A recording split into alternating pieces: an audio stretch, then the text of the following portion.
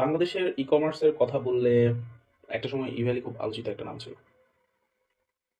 2018 সালে যাত্রা শুরু করে খুব অল্প সময়ের মধ্যেই দেশের বিভিন্ন জায়গায় পৌঁছে যায় ইভ্যালি। তাদের মূল শক্তি যেগুলো ছিল সেগুলোর মধ্যে প্রধান ৩ টা ছিল বিশাল ডিসকাউন্ট, বিশাল ক্যাশব্যাক আর প্রিপেমেন্ট ভিত্তিক যে অর্ডারগুলা। বিশেষ করে বাইক, ইলেকট্রনিক্স আর হোম অ্যাপ্লায়েন্সে এই অফারগুলা মানুষকে খুব আকৃষ্ট করে। আমার পরিচিত মহলে অনেক ভাই ব্রাদার বাইক অর্ডার করে, বাইক রিসিভ করে ইভ্যালি থেকে। কিন্তু সমস্যাটার শুরু আসলে এখান থেকেই। ই-ভ্যালির ক্যাশব্যাক সিস্টেমে টাকা আহ, সরাসরি ফেরত দেওয়া হতো না। এটা ই-ওয়ালেটে জমা থাকতো। আর এই ই-ওয়ালেটে জমা থাকা এই টাকাগুলো আবার ই-ভ্যালির যে সাইট সেখানেই খরচ করতে হতো। আইনের যে দৃষ্টিকোণ, এখান থেকে এই মডেল নিয়ে প্রশ্ন ওঠে, কারণ বাংলাদেশ ব্যাংকের ল অনুযায়ী এ ধরনের অর্থ ব্যবস্থাপনা করার জন্য একটা আলাদা অনুমোদন লাগে। এই অনুমোদন ছাড়া এটা বৈধ না।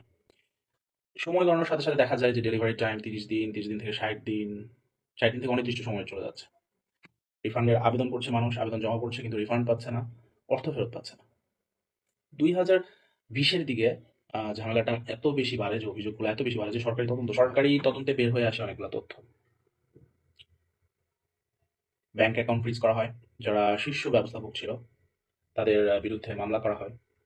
আর তদন্তে যে জিনিসটা বের হয়ে আসে সেটা হচ্ছে যে ইভ্যালির যে মোট অর্ডার ভ্যালু আর বাস্তব সম্পদের পরিমাণ, এটার মধ্যে বিশাল একটা গ্যাপ ছিল। অর্থাৎ নতুন গ্রাহকের যে টাকা, সেই টাকা নিয়েই হচ্ছে পুরনো গ্রাহকের যে অর্ডারগুলা, সেই অর্ডারগুলো মেটানো হচ্ছিল। It's like Ponzi. ঢাকা বিশ্ববিদ্যালয়ের অধ্যাপক মুশতাক সহ আরো অনেক বিশেষজ্ঞরা এটাকে পনজি বা পিরামিড স্ক্যাম বলেছে। পিরামিড বা পনজি যেই স্টাইলের ব্যবসা মডেল সেটার সাথে তুলনা করেছে। এই ধরনের মডেল আসলে টিকে থাকে যতদিন নতুন কাস্টমার আসে। নতুন কাস্টমার না আসলে মডেলটা ভেঙে যায়। ইভ্যালির আরেকটা বড় সমস্যা ছিল, তারা তাদের যে বিনিয়োগ, এই বিনিয়োগের বেশিরভাগ অংশ খরচ করেছিল ডিসকাউন্ট দেওয়ার ক্ষেত্রে, মার্কেটিং এর ক্ষেত্রে। বাট তারা লজিস্টিক্স, তারা কাস্টমার সার্ভিস, ট্রান্সপারেন্সি, এইসব যে স্ট্রাকচারাল যে বিষয়গুলো, এগুলোতে কোনো ধরনের বিনিয়োগ করেনি।